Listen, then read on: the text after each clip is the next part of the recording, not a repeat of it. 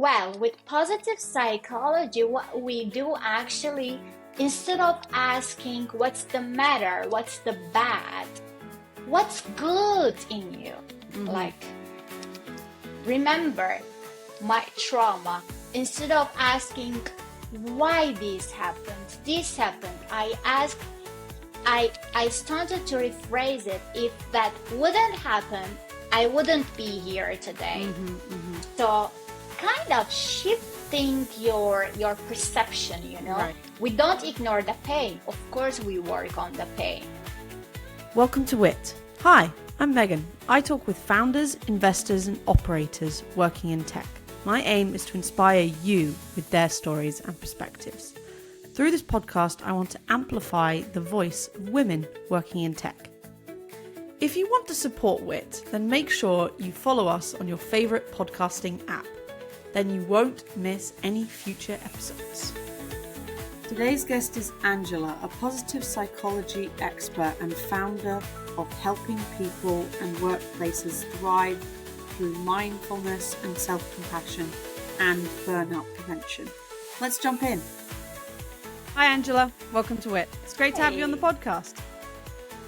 Hi, thank you, Megan. I'm very glad to be here and thank you for having me. Awesome. I would love to kick off our conversation with a lightning round. Is that okay? Let's do it. Let's get into it. First question.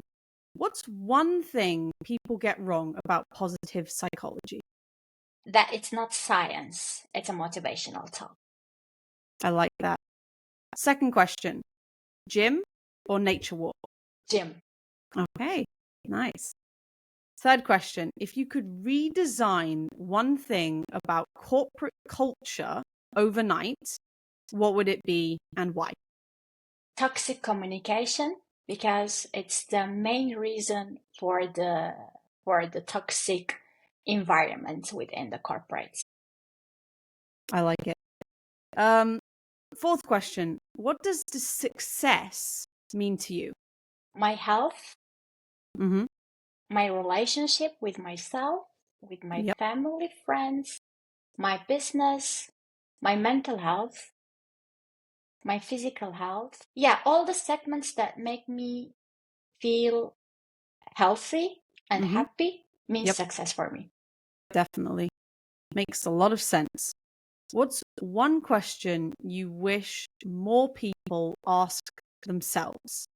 Good question. Yeah. Instead of asking why this happened to me, actually, what can I learn from this? Okay. Yeah, I like that. Another question, actually, one more question, that who I am, who I really am. Okay, I like that. Sixth question. Are you a cat person or a dog person? Dog person. Yes, that is the correct answer. Good job. I'd like to adopt a dog. Yeah, good. Seventh question. What surprised you the most about running your own business? That I met the analytical part of Angela. Okay. While running my business. Interesting. You found a part of yourself, you could say. I did. Yeah, I didn't know that I'm that analytical person. I like that. Which means that I wasn't given a chance. Maybe. Yeah. Next question. Are you an early bird or a night owl? Night owl. Yeah. Same. I'm very productive at nights. Yeah. And in the mornings, I sacrifice to sleep. Yeah. Good. And then last question for the lightning round is, if you had to describe your entrepreneurial journey in 3 emojis, what would they be and why? The first emoji is a pregnant woman. Okay.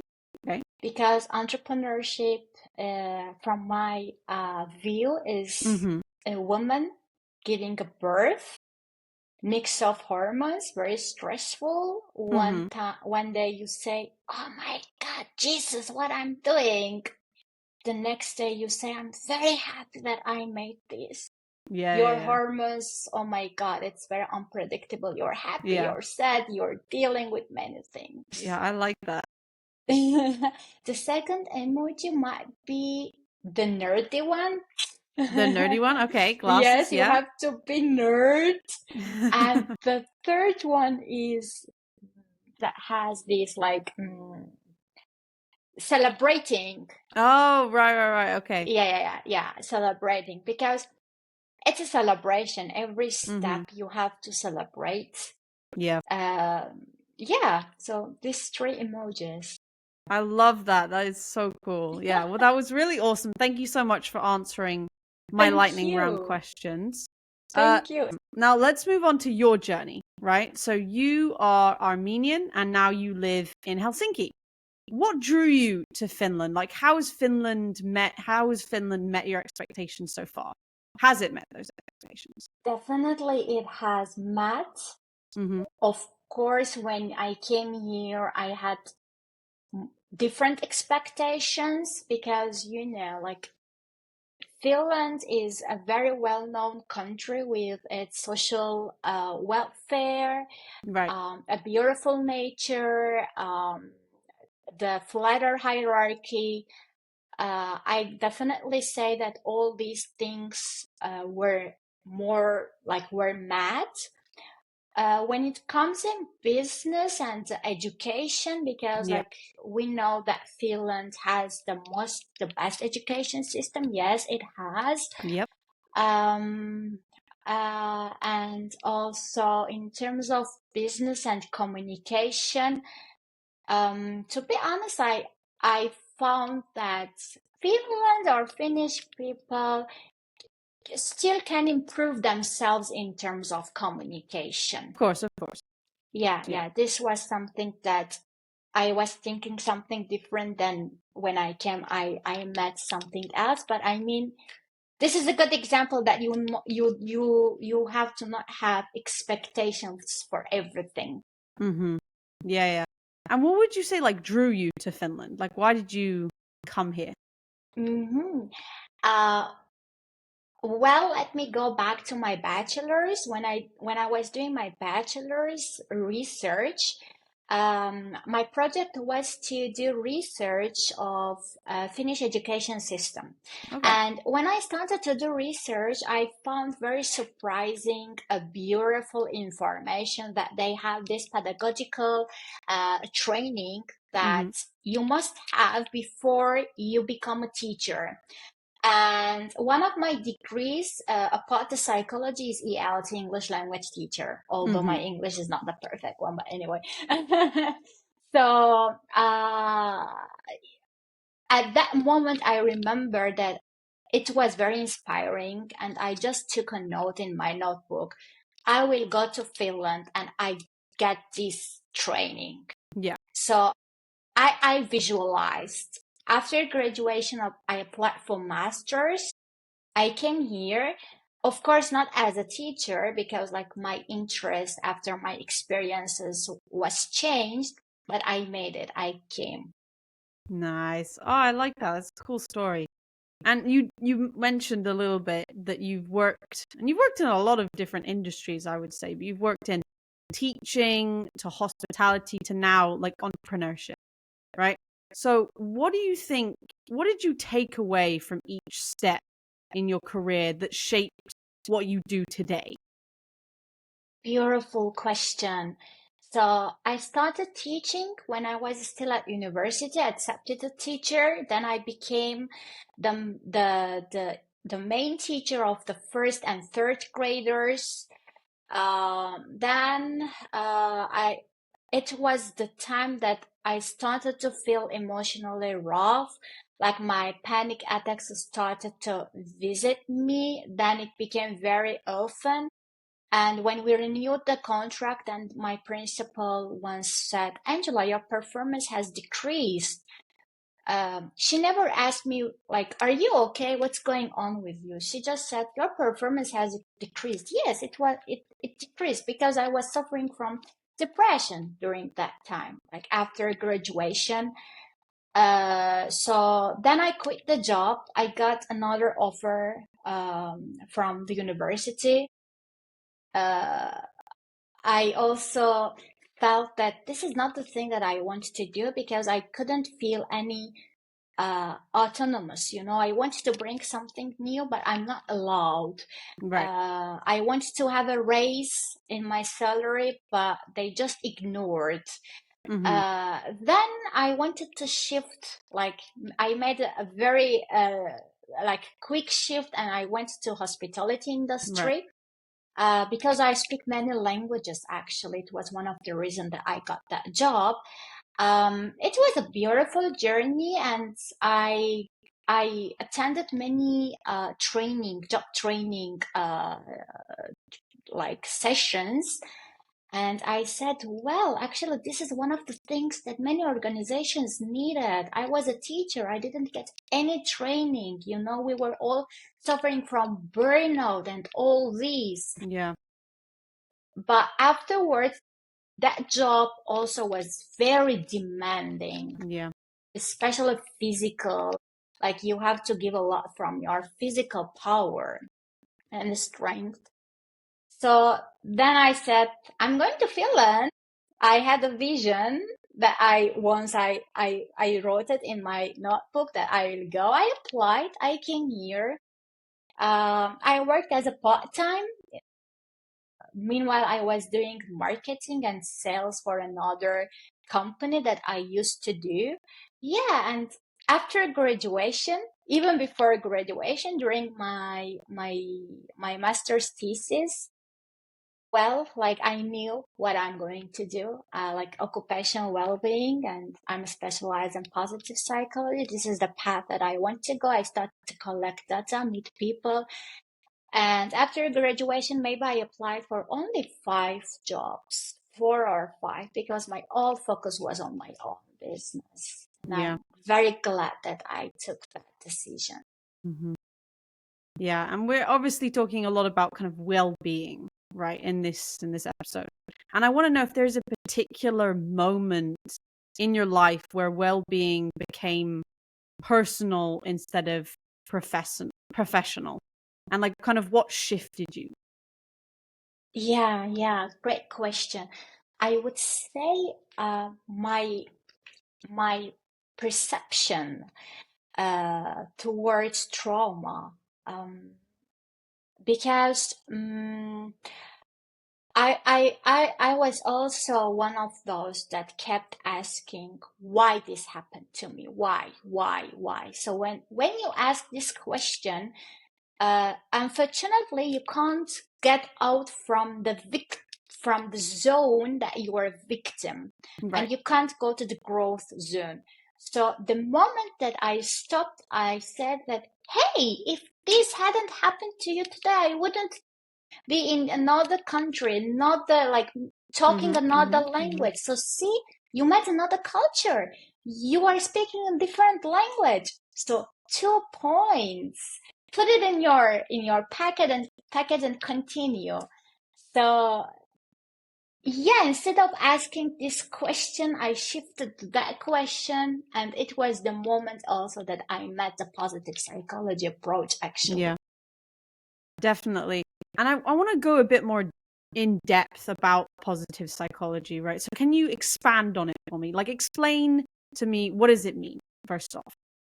Okay, this is my favorite question.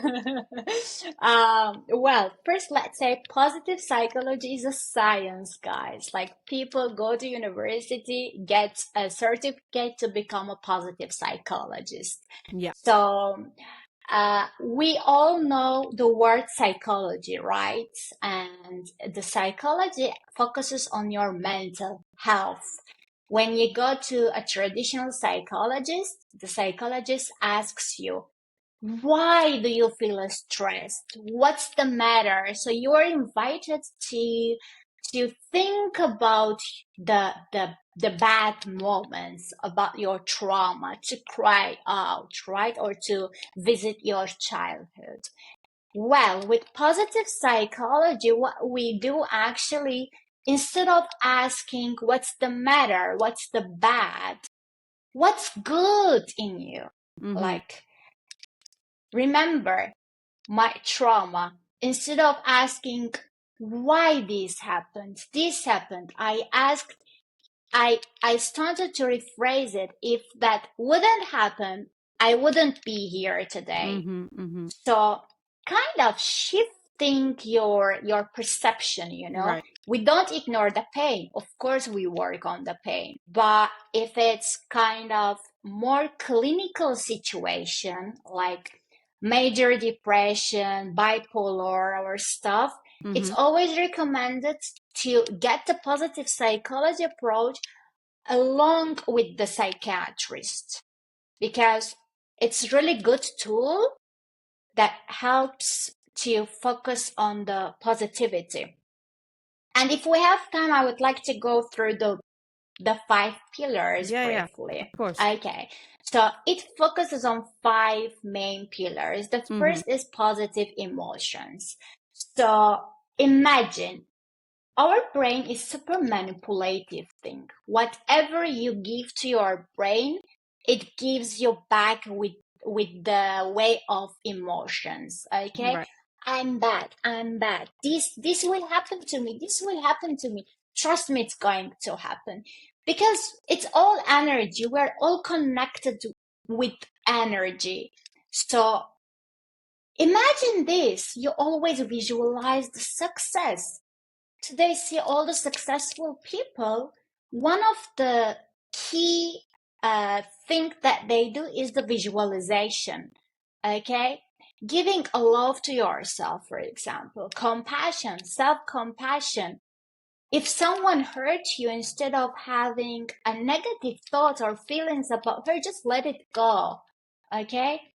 You will feel the relief. So your brain will release the dopamine, the happiness hormone, and then you will feel it. This is also going to reflect on your behavior as well. The second pillar is the engagement. Like today we talk about mindfulness, right? Mindfulness is one of the principles of the positive psychology, how mindful you are. Now, for example, at this moment, I feel very happy. I don't feel about my company, about sales, about anything. I'm here. So, because I'm mindful, we have the flow, right? Yeah. So when you are doing a job, how much you enjoy your job. This is very important for the corporates, for organizations. The trainings that we have, for example, is specifically designed for this. You can't make decisions, you can't prioritize, you can't get the attention for something. All this is attached to the engagement pillar. And after that, we have the relationship. I always say the relationship first with yourself. Right. I still hear from people, I have a beautiful relationship with everyone, but I have toxic relationship with myself. Darling, I'm sorry. But if you say this, it means you have toxic relationship with others as well. Because if you don't know how to love yourself, how to talk to yourself, how you can be good with others. Yeah. Imagine I keep judging myself and I don't know the reason for this. Definitely this is one of the reasons of your childhood attachment style. So we all work on this, if you don't know how to love yourself because you didn't receive the love from your parents, by some practices, you will do it. You have to stop blaming your parents because maybe they also didn't get the love from their parents, right? So good relationship with yourself, good relationship with others, having mentors, having coaches in your life, having good friends in your life. And also, as you grow mentally, you always start to remove some people from yourself and get more people. You have to be open for this. Because as you grow, there is a level difference. If this person is here and you're growing, you're becoming here, the relationship is not going to be the same. Yeah. So you have to be ready to get rid of that, And fourth pillar is the meaning. What's the meaning of your life? Especially depressed people cannot be able to put this into words. Right. Today, many people that go through major depression are one of those that they haven't succeeded in their life. They haven't developed something. Either they didn't get the chance, or they were just lazy. We don't know the reason, The meaning. If you're doing something, do you really mean it, or you just do it like for money? Or why do you do this? Like, right. For example, in entrepreneurship, this is super important. And when I work with first stage entrepreneurs, like, we always do these small reflections. Mm-hmm. What's your personal values? What's your business values? Do they align? Why do you do this? What strength you are going to bring there? So identifying these is kind of the first step to build a strong fundament for your business, for example. Mm-hmm. And also for personal level, it's important to have a good fundament for your own well-being. And the last pillar is the accomplishment. Right? So we are living in an era that there are many rewards, external rewards, and we are very dependent to these external rewards, right? Like in business life, oh my God, sales. If I don't close the sales deal, there is no accomplishment. But hey, doing that cold call, like securing a meeting, even if you don't close that sales, it's a step that you have to be aware, because it's going to prepare you for your future meetings, And there are many other examples as well. So being aware of all accomplishments that you have done and celebrate yourself. Now, recently, the sixth pillar is added, which is the physical points, which is also very important, right? So, yeah, these are the 5 pillars that makes the positive psychology, which is the fundamentals for the well-being. Like, you can be happy. Many things can make you happy for short term. But if you want to have the well-being for the long term, you must work on these 5 pillars. Mm-hmm. I love that. That's just so well broken down as well. Such just easy steps to understand. I really love that. And it kind of leads me into my next question about your company, right? So your new company that you founded, and you founded it as the world's first gamified positive psychology platform. What does that mean? What does that mean? Beautiful. Okay, yes, Nordorai already is 2 months old. Mm-hmm. So when we talk about trauma, Mm-hmm. it's really associated with silence and healing, right? But if you can have fun, if you can reflect on it, it makes the healing journey easier, right? And less painful. Right. So, with Nordorai, people actually will reflect through games, not through only writing a diary or filling a worksheet. Through playing a game, either digital or board games. Yes, you are hearing it right. We have developed our own board games and positive psychology for corporates and also for personal users, because many times we hear that there is still this stigma towards the mental health, although it's like people started to make more awareness, but still there is this stigma. Right. Well, and it's even more stigmatized in some cultures and in more masculine gender, right? And they don't go to psychologists. They are silent, and they have heart attack at the end, and they die, right? If we see statistics. Okay. Yeah. So, but these people, they do play games actually. Well, they will play games. They will reflect on their emotions, on their behaviors, thoughts, like kind of session through game, through board games, through digital games. Right. And this is applicable for corporates. Why? Because now I'm very happy to see that mental health in corporates, it's becoming one of the must done thing. Amazing. That's good. I'm very happy. Bravo HR people, bravo all organizations. You're doing great.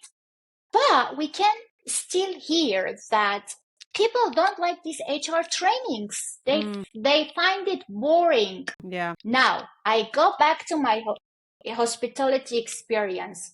I never opened my trainings, the digital ones, because it's all pre-recorded material. Like I will sit and I'll listen, but my memory is limited. My concentration is limited. Now people are Gen Z. Like many of us have ADHD. How can we expect from these people to sit for hours and watch something, right? Or listen to lectures, to presentations?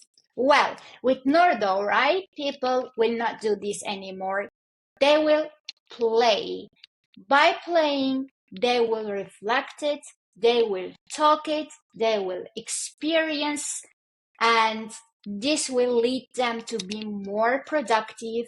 This will lead them to be aware of their feelings, because if you want healing, you must be aware. Yeah. So the path to make awareness and to heal, to be more productive at organization is games in our approach. I love that. I love games as well. So, Yeah. Everyone loves games. I'd love to show you samples of our board games. That would be actually. great. Yeah, Yeah. now they are in the production line. I want just to give a small appreciation to our intern. We have intern in our company. She's doing amazing job. She's designing the games that we have developed. And hopefully soon everyone, when we launch, will see that. Awesome. That's lovely. Yeah, I would love to have a look at it. But yeah, now we've entered the part of the podcast which I like to call the zigzag zone, little game of my own. But I want to know where you're zagging and everyone else is zigging. So obviously you've talked a lot about kind of the science-backed practices with human emotion and storytelling, right? Or in this case, game telling. But what role do you think vulnerability plays in your work? Yeah, definitely. Like turning it into a game, it's kind of a zigzag. And well, I didn't choose this path, or I would say this field, because it's very popular recently. No, it's because my own experiences. As I mentioned earlier, I suffer from depression and anxiety disorder. I always, whenever I go on the stage, I say this. A year ago, I wasn't able to do this. Thanks to my mentor, he helped me to craft this. No, this is your story, So be proud of your story and tell it aloud. And this is what I did actually. I know how do you feel when you are depressed. You are not productive. When you are having panic attacks, you always need to go to doctor, and like it's it's a journey that like it's undescribable. You have to experience it to know what I mean. So that part, then shifting from one field to another in my professional life, I got experience from different contexts, different countries, different communication styles. And then I came up with that whatever is the language, whatever is the culture, one thing is missing, this mental health. And because I know the pain, I wanted to do something that, no, I don't want people to only sit and listen. I want more interaction. Like now we are living in a very, the pace of the life is very fast, super fast, definitely. And I do believe in our energy, like the manipulative role of our brain.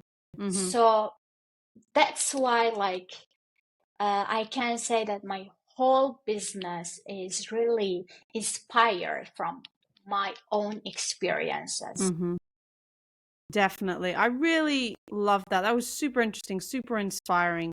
And we're now sadly coming to the end of the podcast, but I do have 3 final questions for you, which Please go are, ahead. so imagine it's 2035. What does your life look like? What does your company look like? Where are we? Okay. 10 years now, right? Yes. So, my God, I'm still very young. Yes. Okay, I will always take care of myself. Mentally and physically. I can visualize, I can see a cute lady there. In terms of my company, I do have my statements, but it can happen anything. But I want to say, and I'm visualizing that it became a leading company because yes, we are doing something innovative. It's a first board games or digital games in positive psychology for corporates, exporting this beautiful well-being of Finland through the games to international markets, having a beautiful team. I'm successful. I'm with my family. I'm healthy. I have visited other countries. Yes. So, yeah. I love it. Yeah. No, great. Next question. How can listeners follow along with your journey? Well, it's very easy. First, they have to ask themselves, do I want to go out from this cycle and grow and be positive, be productive? If yes, then it's very easy to reach me. Awesome. Love that. And they can obviously follow along with your LinkedIn and your website. Yes, my LinkedIn, Nordorai, or my personal LinkedIn, like Angela Boyajian Adjounian. Our website is www.nordorai.com, or you can also reach me through my personal website, angelapositivepsychology.com. Before reaching out, really just for a second, just stop, close your eyes, and everyone needs help. I also got a help. If I wouldn't get that help, I wouldn't be today's Angela. So, do you want to change your perception? Do you really want to be more productive, motivated, have the meaning? If the answer is yes, then I'm more than happy to help. Awesome. And then last question is, how can listeners be useful to you? So what can they do for you? I don't want anything from them to do for me. I want them to do for themselves, because when they come to us, actually, they are coming for themselves. I love that. Well, thank you so much for being on my Thank you. podcast. I'm really looking forward to following along with obviously your journey and your company's journey as well. But thank you. Beautiful. Thank you. And wish you all the best. Thanks for listening. Hope you enjoyed this week's show. To make sure you don't miss next week's episode, follow us on your favorite podcasting app. Do consider leaving a review as it helps the podcast tremendously.